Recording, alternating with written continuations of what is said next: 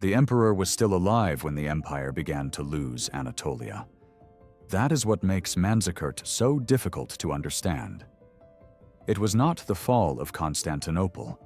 It was not the destruction of the Byzantine state. It was not even the immediate conquest of every city, valley, and fortress in Asia Minor. The walls of the capital still stood. The imperial court still functioned. The gold coinage still carried the authority of Rome. The empire still had armies, generals, provinces, taxes, and centuries of political memory behind it. And yet, on a battlefield near Manzikert in the summer of 1071, something broke that could not be easily repaired.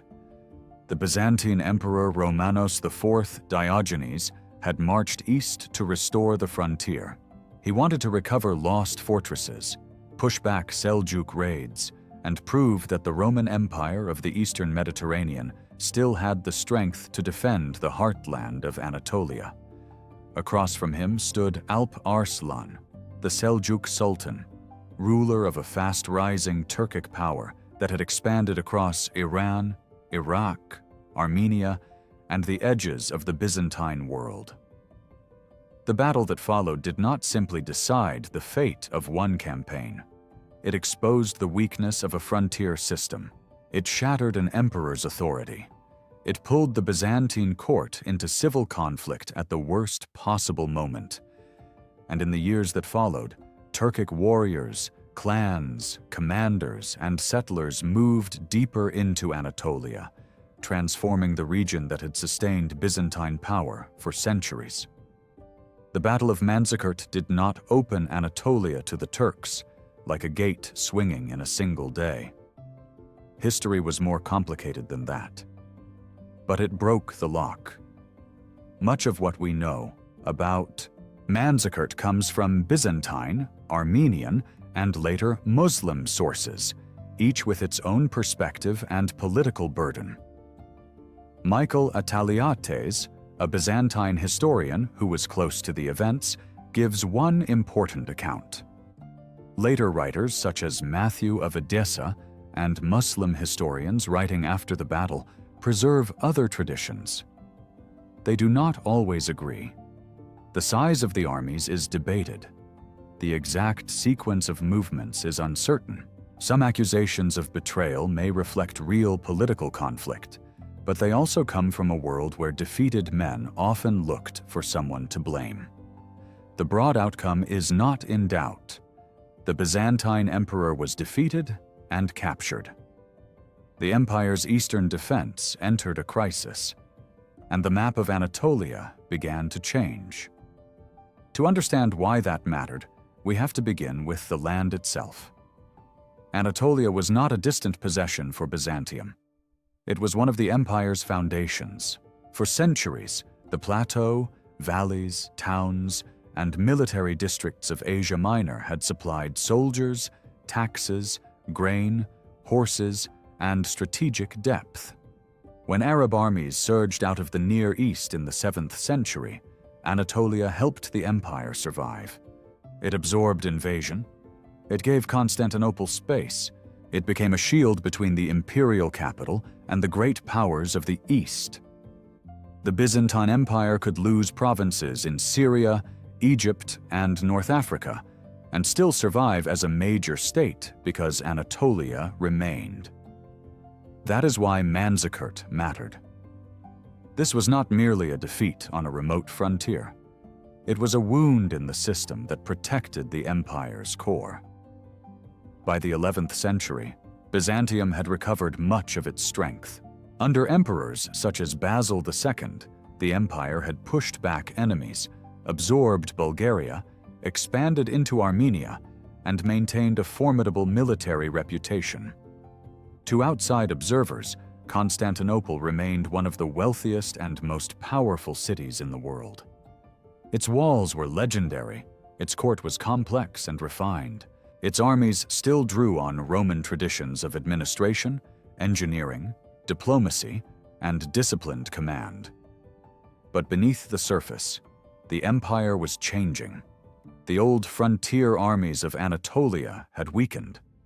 Political struggles in Constantinople affected military appointments. Powerful aristocratic families competed for influence. Some emperors relied more heavily on mercenaries. Landholding patterns shifted. The empire could still assemble large forces, but the structure behind those forces was less stable than it had been in earlier centuries. At the same time, a new power was moving west. The Seljuks were Turkic in origin, rising from the steppe world and entering the politics of the Islamic Middle East. Under Tughril Beg, they had entered Baghdad in the middle of the 11th century and became protectors of the Abbasid Caliph, even as real military power passed into Seljuk hands. By the time of Alp Arslan, the Seljuk state was not a loose band of raiders. It was an expanding imperial force, built from mounted warriors, tribal loyalties, military households, Persian administrative traditions, and Islamic legitimacy. Their strength lay in mobility. Seljuk and Turkmen horsemen could raid across frontiers, move through difficult terrain, avoid heavy battle when necessary, and strike where imperial defenses were thin. They did not always need to capture a city to weaken a province. Raids could destroy fields, scatter populations, disrupt tax collection, and make settled life insecure. A frontier could be lost gradually before it was lost officially. The Byzantine eastern border was therefore under pressure long before Manzikert. Armenia was especially important. It sat between the Byzantine world, the Caucasus, the Iranian plateau, and the routes used by Seljuk forces. Byzantine expansion into Armenian lands had given the empire more territory, but it also created new obligations. Fortresses had to be supplied, local elites had to be managed, religious and political tensions had to be handled carefully. A frontier that looked strong on a map could be brittle in practice. Romanos IV came to power in this dangerous environment. He was not born into the safest kind of legitimacy. He became emperor by marrying the widowed empress Eudokia Makrembolitissa after the death of Constantine X Ducas.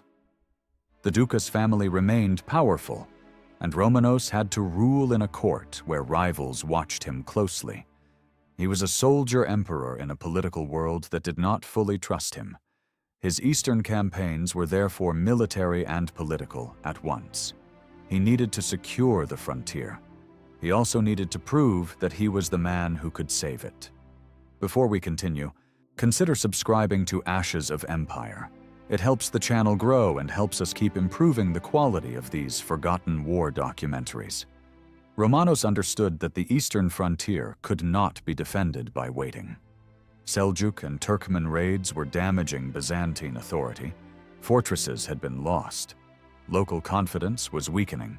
If the emperor could restore key positions near Lake Van and the Armenian frontier, he might re-establish imperial control and show both enemies and rivals that Byzantium had recovered its will. In 1071, he marched east with a large army. The exact size is uncertain. Medieval sources often exaggerate numbers, sometimes dramatically. The Byzantine force may have included imperial troops, provincial soldiers, Armenian units, Frankish and Norman mercenaries, Balkan troops, and Turkic mercenaries known as pechenegs or uzes. It was not a simple, uniform army of one people. It was a composite imperial force held together by pay, command, loyalty, fear, and the authority of the emperor. That diversity could be a strength. It could also become a weakness if trust failed. Romanos aimed to recover Manzikert and nearby Alat, known in some sources as Kliat or Kliat, near Lake Van. These fortresses mattered because they controlled movement and influence in a contested region between Byzantine Armenia and the lands beyond. The campaign was not a blind march into nowhere. It had strategic goals, but it also carried risk. Romanos appears to have believed that Alp Arslan was occupied elsewhere, especially in Syria, where Seljuk interests were directed against the Fatimid Caliphate. There had been diplomacy between the Byzantines and Seljuks, and Alp Arslan may not have expected a major confrontation in Armenia at that exact moment. But when the Sultan learned of the Byzantine advance, he moved quickly. This speed was crucial. The emperor had marched with the confidence of a ruler trying to restore order. The Sultan responded with the urgency of a commander who understood that the frontier was suddenly at stake. Romanos captured Manzikert without great difficulty. This might have encouraged confidence. The first objective had been taken. The campaign seemed to be working. But then the emperor divided his forces, sending a substantial detachment under Joseph Tarchaneotes toward Ahlat, while Romanos remained near Manzikert. This decision would haunt the battle. The details remain debated. Tarchaneotes and his force did not return to join Romanos for the decisive engagement. Some accounts suggest they withdrew after encountering Seljuk forces. Others imply confusion, fear, or failure of communication. What matters is that a major portion of the Byzantine army was absent when Romanos needed it most. The emperor had expected to operate with a large army. By the time battle approached, he had only part of it. Alp Arslan's forces began to harass the Byzantines. Seljuk tactics relied on mounted archery, speed, and controlled withdrawal. Their horsemen could strike and retreat, drawing enemies out of formation. Against a heavy imperial army, their goal was not necessarily to smash the center immediately. It was to weaken, confuse, exhaust, and wait for opportunity. Romanos tried to bring them to battle. The Byzantine army advanced. The Seljuks pulled back. To Romanos, this may have looked like hesitation or retreat. To Alp Arslan, it created space. The Sultan did not need to fight according to Byzantine expectations. He could let the imperial army stretch itself, tire itself, and expose its weaknesses as daylight began to fade. On the 26th of August, 1071, the armies met near Manzikert. The battlefield was not only a place of weapons, it was a place of trust. The emperor had to trust that his officers would obey. He had to trust that mercenaries would remain loyal. He had to trust that separated forces would return, or at least not collapse the wider plan. He had to trust that the army could maneuver under pressure from horse archers and still hold together. Alp Arslan needed something different. He needed patience. The Byzantine army moved forward, and the Seljuks continued their flexible resistance. Horse archers attacked, withdrew, and attacked again. They avoided the kind of fixed engagement that would favor the heavily armed Byzantine troops. The imperial soldiers could advance, but they could not easily force a decision. Every step forward increased the need for coordination. Every moment of uncertainty placed more strain on the chain of command. As evening approached, Romanos made a dangerous but understandable decision. He ordered a withdrawal back toward camp. In many battles, a controlled withdrawal is routine. But under enemy pressure, late in the day, with a mixed army and uncertain loyalty among commanders, it can become fatal. A retreat can look like hesitation. Hesitation can look like defeat. And once part of an army believes the battle is lost, the belief can become real. This was the turning point. According to Byzantine accounts, the rearguard under Andronikos Doukas did not properly support the emperor. Doukas was connected to the powerful family that opposed Romanos politically. Some sources accuse him of deliberate betrayal, spreading the claim that the emperor had been defeated and withdrawing from the field. Modern historians are careful with this accusation. Byzantine politics after Manzikert were bitter, and the charge of betrayal may have been sharpened by hindsight. But the military effect is clear. The Byzantine line lost cohesion. The Seljuks saw the moment and struck harder. What had been a controlled movement became confusion. Units separated. Some mercenaries defected or fled.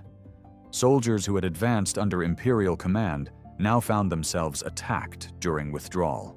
The emperor and those loyal to him fought on, but the army was no longer acting as a single instrument. The battle became a collapse around the imperial center. Romanos was wounded. His horse was killed or went down. He continued fighting until he was captured. For a Byzantine emperor to be taken alive on the battlefield was an extraordinary humiliation. The ruler who had marched east to restore the frontier was now a prisoner of the Seljuk Sultan. The symbolism was devastating. But the battlefield losses themselves may not have been as total as later legend suggested. This is important. Manzikert is often described as if the entire Byzantine military system was destroyed in one day. That is probably too simple. Many Byzantine soldiers escaped. Some parts of the army were not present at the decisive battle. The empire still had resources afterward. The defeat was severe, but it was not the instant physical annihilation of Byzantium. The greater catastrophe came after, and that is why Manzikert changed history. If you want more forgotten conflicts where a single defeat exposed a deeper imperial crisis, subscribe to Ashes of Empire. The battle is often only the moment when the hidden fracture becomes visible. Romanos was brought before Alp Arslan. Later traditions surround this meeting with dramatic scenes, including stories of the Sultan placing his foot on the emperor's neck or asking what Romanos would have done if their positions were reversed. Such details should be treated cautiously. Medieval writers often shaped encounters between rulers into moral theater. What seems more historically important is that Alp Arslan did not execute Romanos. He treated him as a valuable political prisoner. The Sultan had reasons for restraint. Killing the Byzantine emperor might create chaos, but chaos was not always easier to manage. A restored Romanos, bound by treaty, tribute, ransom, territorial concessions, or alliance terms, could be more useful than a dead enemy. Alp Arslan's main strategic focus may still have been elsewhere in the Islamic world.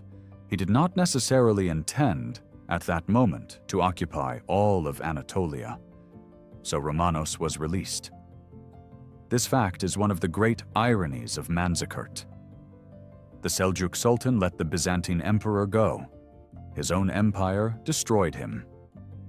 When Romanos returned west, he discovered that his political enemies had moved against him. In Constantinople, the Dukas faction and its allies refused to accept his restoration. Michael VII Dukas was elevated. Romanos, still trying to recover his throne, became the center of a civil war. The empire needed unity. It chose division. Romanos was eventually defeated, captured by his Byzantine enemies, blinded and exiled. He died soon afterward in 1072. His fate was brutal, but it was also politically disastrous.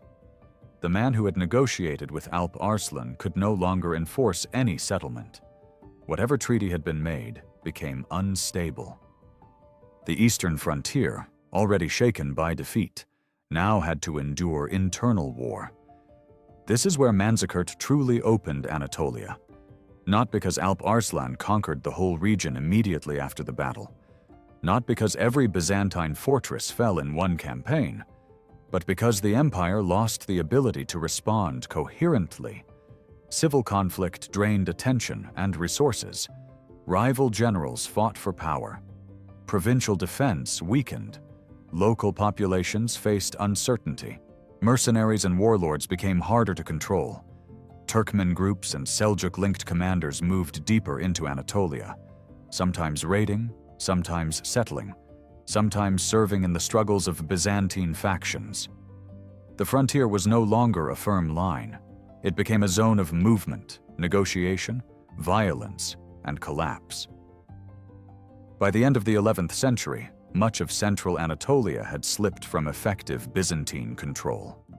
This was a transformation of enormous scale. Anatolia had been the military and fiscal heartland of the empire. Losing control over its interior meant losing recruiting grounds, tax revenues, agricultural production, roads, and strategic depth.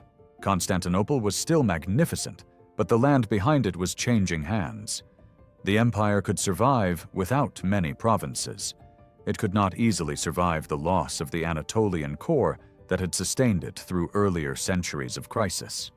The Seljuk victory also helped create new political realities. Turkic principalities and military powers emerged in Anatolia. The Sultanate of Rum would eventually take shape, using the name of Rome itself because it ruled former Roman lands. Cities that had once belonged to the Byzantine world became centers of Turkish and Islamic power. Greek-speaking, Armenian, Syriac, and other Christian communities did not simply vanish, and the process of transformation was uneven and gradual. But the direction of history had shifted. Anatolia was no longer securely Byzantine. That shift would echo far beyond the battlefield. When the Byzantine Emperor Alexios I Komnenos later appealed to the West for military assistance against Turkish pressure, his request helped set in motion the movement that became the First Crusade. The Crusades were caused by many factors: religion, papal ambition, aristocratic violence, pilgrimage, opportunity, and the politics of the Eastern Mediterranean. Manzikert was not the only cause, but without the weakening of Byzantine Anatolia after 1071, the context for that appeal would have been very different. The road to Jerusalem passed through the ruins of Byzantine security in Asia Minor. This is the scale of Manzikert. A battle near Lake Van helped destabilize a frontier. A frontier crisis helped transform Anatolia. The transformation of Anatolia helped reshape Byzantine diplomacy. Byzantine appeals helped draw Western knights toward the Eastern Mediterranean, and the Crusades opened new centuries of war, alliance, betrayal, trade, and cultural contact between Latin Christendom, Byzantium, Islamic powers, and the rising Turkish states. The arrows and maneuvers near Manzikert did not cause all of that alone, but they struck the first great crack in the structure that had kept Anatolia Roman. Still, to understand the battle fairly, we must avoid two exaggerations. The first is that Byzantium was already dead before Manzikert. It was not. The empire remained wealthy, sophisticated, and militarily capable. Under the Komnenian emperors, especially Alexios, John, and Manuel, Byzantium would recover significant strength. It would regain parts of western and coastal Anatolia. It would still play a major role in Mediterranean politics for generations. The second exaggeration is that Manzikert instantly destroyed Byzantine Anatolia. It did not. The loss unfolded through civil war, local decisions, migration, raiding, settlement, and the failure of central authority. The battle mattered because it triggered and accelerated these processes, not because one afternoon mechanically erased centuries of imperial rule. This makes Manzikert more important, not less. A simple annihilation is easy to understand. A political wound that becomes a territorial transformation is more dangerous. Romanos lost the battle, but Byzantium lost the aftermath. Alp Arslan's victory also deserves to be understood without reducing the Seljuks to a faceless wave. The Seljuk world combined steppe warfare with Islamic rulership, Persian administration, and the ambitions of a new imperial elite. Alp Arslan was not merely a raider. He was a sultan managing a vast and expanding realm. His success at Manzikert came from military flexibility, rapid movement, and the ability to exploit Byzantine division. at the critical moment. The Seljuk victory did not depend only on Byzantine failure. It also depended on Seljuk strength. Mounted archers could stretch the battlefield. Commanders could avoid premature commitment. The army could turn a Byzantine withdrawal into a rout. Alp Arslan recognized opportunity and seized it. He fought in a way that made the imperial army's mixed composition and fragile trust matter more than its size. For Romanos, the battle was a tragedy of timing and politics. He saw the danger in the east and tried to answer it. That should not be forgotten. He was not ignoring the frontier. He was not sleeping through the crisis. He marched because he understood that Anatolia had to be defended. His failure came from overconfidence, divided forces, uncertain intelligence, unreliable subordinates, and a political system that punished defeat with civil war instead of recovery. In another empire, a captured and released emperor might have returned, reorganized, and rebuilt the frontier. In Byzantium after Manzikert, he returned to enemies. That may be the darkest part of the story. The Seljuks won the battle. The Byzantine court made sure the defeat became a catastrophe.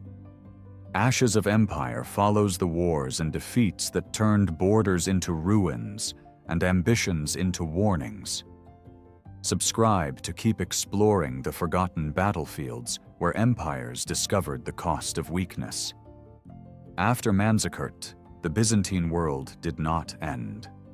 It adapted, fought, negotiated, and survived. But it survived in a changed landscape. The center of gravity had shifted. The empire that had once held Anatolia as its deep shield now faced a new reality. Turkish power was no longer beyond the frontier. It was inside the old imperial heartland. The consequences unfolded slowly, but they were immense. Villages changed allegiance or were abandoned. Fortresses became isolated. Roads became dangerous. Local commanders made private arrangements. Imperial authority became uneven. Some regions remained Byzantine for generations. Others passed into the hands of Turkish rulers. Coastal zones could still be defended from the sea, but the interior became harder to recover. The map did not change in one stroke. It bled. That slow bleeding is why Manzikert belongs among the most consequential battles of the medieval world. Its importance lies not only in who won, but in what the loser could no longer hold together afterward. The defeat revealed that Byzantine power in the East depended on more than armies. It depended on legitimacy, coordination, trust, money, local support, and the ability of Constantinople to respond faster than the frontier collapsed. At Manzikert, those systems failed together. The emperor was captured by the enemy, then destroyed by his own people. The frontier was shaken by battle, then broken by civil war. Anatolia wasn't conquered in a day, but after Manzikert, it was no longer protected by the same empire, with the same confidence, in the same way. In the long memory of Byzantium, Manzikert became more than a defeat. It became a symbol of the moment when the Eastern shield cracked. Later generations could look back and see in it the beginning of losses that would shape everything that followed. The rise of Turkish Anatolia, the arrival of the Crusades, the weakening of Byzantine power, and the slow narrowing of an empire that had once ruled from the Balkans to Syria. The battle's tragedy is that Romanos marched east to prevent exactly that future. He did not go to Manzikert to lose Anatolia. He went to save it. But history is often cruelest when intention and consequence move in opposite directions. The emperor sought restoration and found captivity. The empire sought security and found civil war. The frontier sought reinforcement and found abandonment. The Seljuks sought victory and gained an opening larger than even one battle could promise. Near Manzikert, the old Roman world did not fall in a single dramatic ruin. It shifted. The ground beneath it moved. And once Anatolia began to slip away, Byzantium would spend the rest of its history trying to recover the depth it had lost. The defeat did not end the empire. It changed the shape of its survival. And from that changed shape, a new Anatolia would emerge, contested, transformed, and no longer securely Roman. That was the legacy of Manzikert. Not the death of Byzantium in one afternoon, but the moment when the empire's eastern heartland became a battlefield for the future.